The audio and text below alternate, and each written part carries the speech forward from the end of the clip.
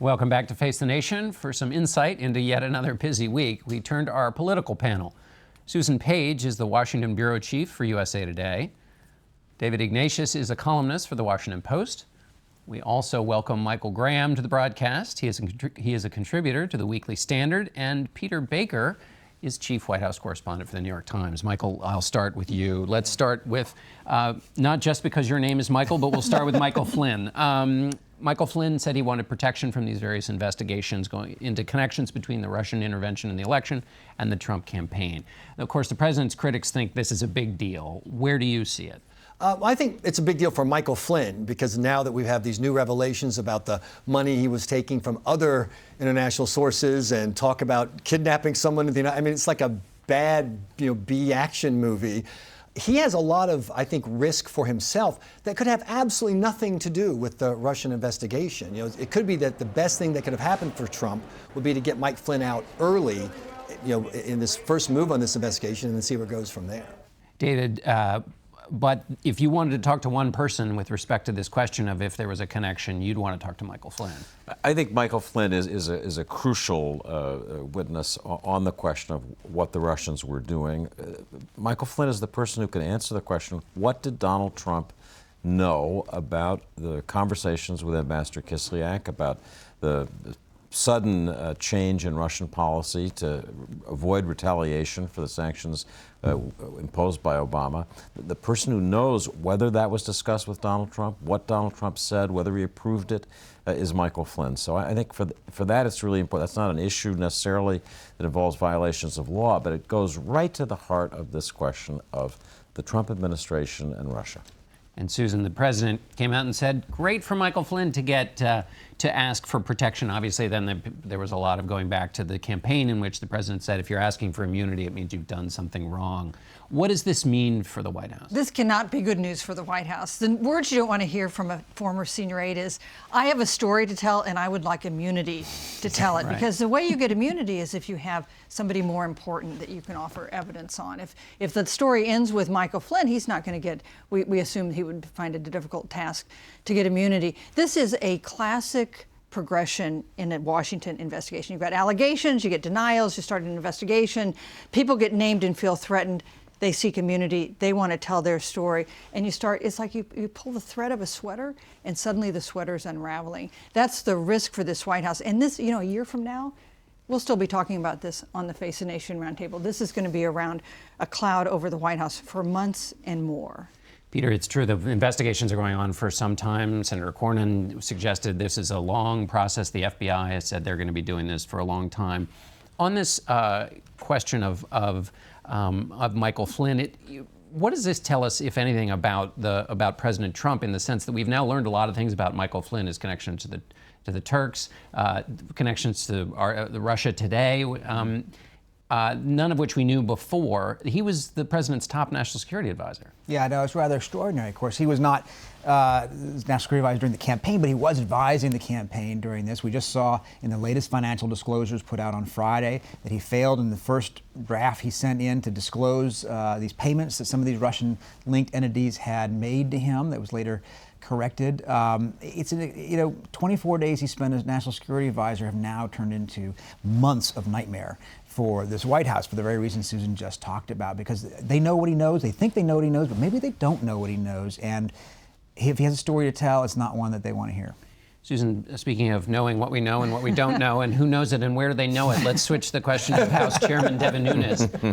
There was a lot going on this week. Can you, what do you make of the House Intelligence Chairman's serious allegation about what the Obama administration may have done, but also then the way it unfolded this week? Well, it unfolded like a clown car kind of thing. I mean, it was really quite extraordinary. He's in Uber, he gets out of the Uber, he goes to the White House, he misrepresents who tells him this information. He then comes back to brief the president, who we can only assume already knew the information because it's his people who told the chairman. I think the end result is it has really undermined the credibility of the House Intelligence Chairman to move ahead on this. It's hard to see how he rebuilds that, and it increases, it seems to me, the possibility that the Senate Intelligence Committee does a serious investigation in a bipartisan way, because they do not want to look like the House committee looked this week. Michael, what do you make of, again, a serious charge that the chairman has made? Has he hurt himself by the way it played out? His defenders say he had to go to the White House because of the kind of intelligence it was and so forth. What do you make of it? Well, I make of it as similar to the Mike Flynn problems, which is that you have tactics, and then you have policy, and then you have politics. The fact is, and this is something I think the media have widely kind of lost focus on. There are documents in all of these stories. There is a tape of Mike Flynn talking about something. There's a stack of papers that Nunes and now Schiff have seen. And eventually that information is going to come out, and it's either going to be damning or it's going to be exculpatory. It's going to be something. But for him to do, wait, what's the problem with me talking to Trump before I talk about, what, is that a bad thing? I mean, wait, are you new to politics? Is this your first week? That's the problem. It's all political. I think, however, in the end, the facts will dominate this story. And that's what we're waiting for, is some facts. Go ahead, Peter. Well, the other thing is that what he's talking about is not the same thing as President Trump said in his tweet. Right.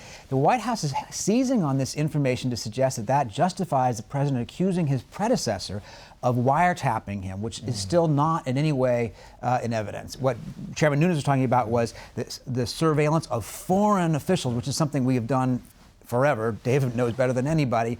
But in the process of that, we picked up American officials. Did they minimize? Did they unmask? These are interesting questions, but they don't go to the original question, which is, did President Obama wiretap his successor? Here's what's extraordinary. The White House has just spent a month, a precious early month, trying to find evidence for a tweet that the president sent. They have not found the evidence. Mitch McConnell asked just this morning, said no. He's seen no evidence that the Obama administration wiretapped Trump Tower, and yet the White House has been consumed by this at terrific cost to other things they'd like to do. It was interesting to hear Ambassador Haley say, well, it's just Washington chatter, but they have spent a month trying to deal with that chatter. David, would you put into context this question of unmasking for us, since you do know this so well? What do we keep our eye on in terms of trying to figure out? So, under existing surveillance orders, the United States is listening to all kinds of diplomats, intelligence officials around the world under various authorities. And when that collection picks up, incidentally, the names of Americans, Joe Russia happens to be calling Joe America. Joe America's name is typically minimized. It's masked so that that person's privacy is protected. In certain circumstances where it's necessary to understand who the conversation was between, the name is unmasked. And then if there's a legal investigation beyond that, there are even more reasons. What's happened this month is that what initially seemed a preposterous argument by Donald Trump, that he had been wiretapped by President Obama illegally, has morphed into an argument about privacy, about proper masking techniques, a very technical legal issue, and is now accepted, I think, as part of the mainstream set of issues that are going to be debated by the two intelligence committees. And from Trump's standpoint, I think you'd have to say that's a success. It may be a Pyrrhic victory for Nunes, whose credibility, ability to lead the committees, radically compromised, but that's now in the center stage. But there's a meta story here, which is that the people who rally around Trump, when I was doing talk radio, my listeners, they feel like they can't get a break and that they're under attack. And this is Trump under attack. And, we work with Selena Zito, where I work at Washington Examiner as well, and she coined the phrase, the press takes Trump literally but not seriously. His supporters take him seriously but not literally. And this feeds their notion that you can't get a fair break. They watched what happened with Hillary Clinton, and they feel like you never pushed as hard when the woman had classified information literally on a computer in her basement, and you couldn't get serious with that. Now here you are nitpicking about, was it spying or was it inappropriate leaking? And that story, I don't know that it's a winner for Trump, but like you said, for right now, his base is feeding off of that. Mixing the two together Right. probably does feel like a winner. We're going to take a break here quickly. We'll be right back with more of our panel. Stay with us.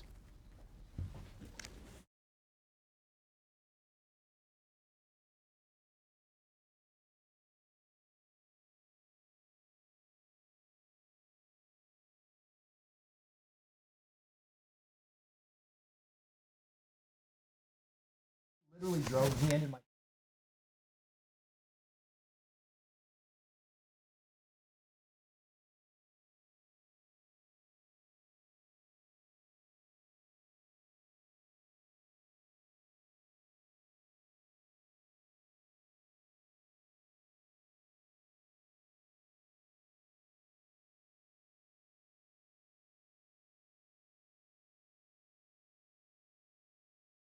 like you,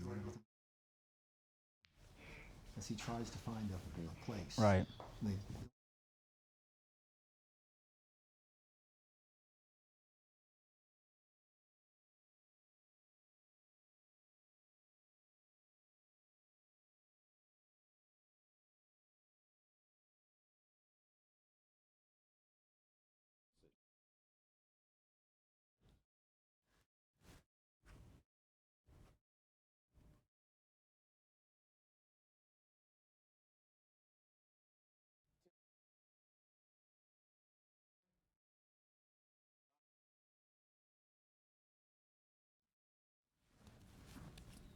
And we're back with our panel. Peter, I want to start with you on the question of President Trump this week, again on Twitter, targeted the Freedom Caucus and said basically didn't just blame them for killing the Obamacare replacement, but said then he's going to target them in their campaigns. That was pretty extraordinary. It was extraordinary, of course, and they're cowering in their districts, except, oh, wait, they're not, actually. They don't seem at all worried. They came back and pushed right back on him with very Trumpian-type tweets of their own saying, hey, we're out here trying to drain the swamp. What happened to you? And because they're in districts where they do feel safe, and they have found their own polls show that the health care replacement bill that they oppose was not any more popular in their own districts among their own Republican constituents than Obamacare. So they feel quite secure. And the consequence of that is interesting. Just 2.5 months into this presidency, he's already finding people willing to stand up against him in his own party. They're not afraid of him. You want to have a little fear as a president among your own party that they would not want to cross you. They don't seem to fear him. Michael, on Peter's point, I mean, the president came to office in part by saying, I'm not going to be a capitulator, a Washington weak-kneed, agree to anything, having to deal with these silly legislative rules that you pay attention to. We're going to stand on principle, and we're not going to cave. Well, isn't that exactly what the Freedom Caucus is doing? And, I mean, they're doing what they said they were going to do. It is bizarre because Donald Trump is not a conservative. He's not a Freedom Caucus guy. That was never going to be his team. And when he tweeted out, we've got to take on the Freedom Caucus and the Democrats, who does that leave? The evil establishment. That's all they have left. And I think the Freedom Caucus is worried they're going to lose this president to something else. Mark Meadows was at our office this week, and he said, we want everyone to know, Mr. President, we love you. And we say more good things about you in our caucus than anyone else does. But if the Freedom Caucus has no leverage in the White House, that's a problem for them. But if Donald Trump doesn't have the Freedom Caucus in his coalition, who does he replace him with?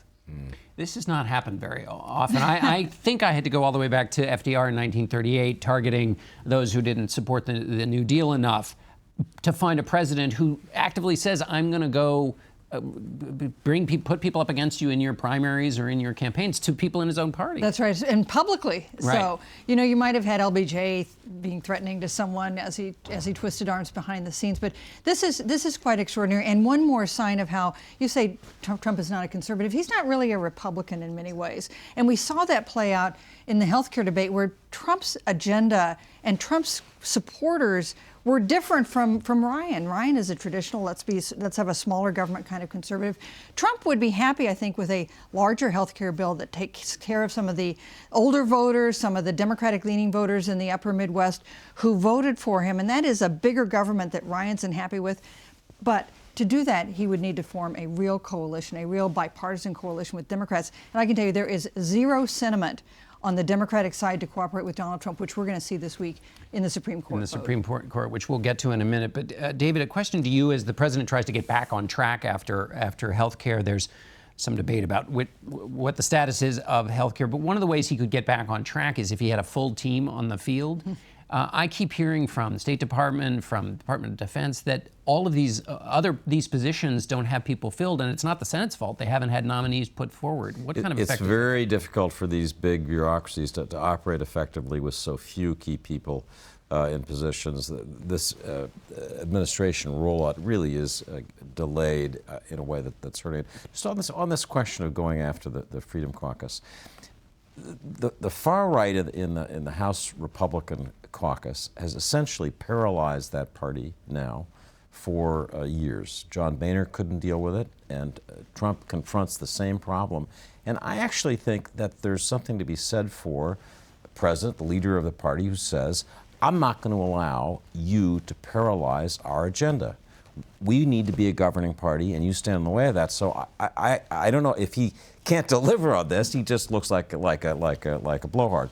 But the idea that he take them on, I don't think that's a crazy idea. But the problem is, as Michael said, is that then, the natural progression would be to move a little more toward the middle and work with Democrats. As Michael said, he's attacking them at the same time. And as Susan said, the Democrats have no interest in working. You can't do them both. And as Susan said, who's the first Democrat who's going to say, Mr. President, I'm ready to work with you? It's hard to imagine that. Michael, but build on this, which is there were also Republicans who are not in the Freedom Caucus who didn't like the American Health Care Act. And so, in fact, some would argue there are even more of those who were the problem. Well, no doubt about it. Moderates didn't get on board either, but why should they when they didn't? I think they saw that this was not going to pass. I think we should kind of look at this as a one-off. Ryan didn't have his team in place, and that's it. And what Ryan really needs is a win because Trump likes winners, period. Look, Trump would have signed the everybody gets a unicorn bill if they had brought it and it had the votes. He wants to win. That's not up till July. But there is not going to be a Democrat at a White House signing ceremony by Trump's shoulder signing any kind of health care bill of any kind, at least under the current climate. They're not going to do it. He can't work with Democrats. He has to go to the Freedom Caucus. He's got nowhere else for the votes. Susan, back to the Supreme Court that you raised earlier. What's going to happen in the Senate and what does it mean? Well, we're going to see it play out this week as Senator Cornyn was describing to you. We're going to have the committee vote on Monday. We're going to have a final vote on the floor on Friday, and it's going to be one where they have exploded the nuclear option. It doesn't look like the Republicans will be able to get the 8 Democrats they need to force cloture, to force it to a final vote. So Mitch McConnell, the Senate Republican leader, has made it clear that he will support a change in the rules, so you only need 51 votes to confirm. John Cornyn was making the point that this is not that big a deal, but I do think it is one more thing that tears at a kind of bipartisan fabric that Washington has operated on for many years. It's one more sign that even on a Supreme Court nomination, we are a 51-49 partisan nation that cannot find any middle ground. Yeah, I think one thing we're watching is the Democrats feeling they need to play to their base. Neil Gorsuch is a likable person. He's very conservative, but it's easy to imagine him as a justice. Democrats feel that the base is aroused and they need, this is payback time. You did this to Garland. So I think the Democrats could make a different choice, play to the middle, whole different set of priorities, but that's not what we're seeing. All right, David, last word to you. Thanks to all of you for being with us.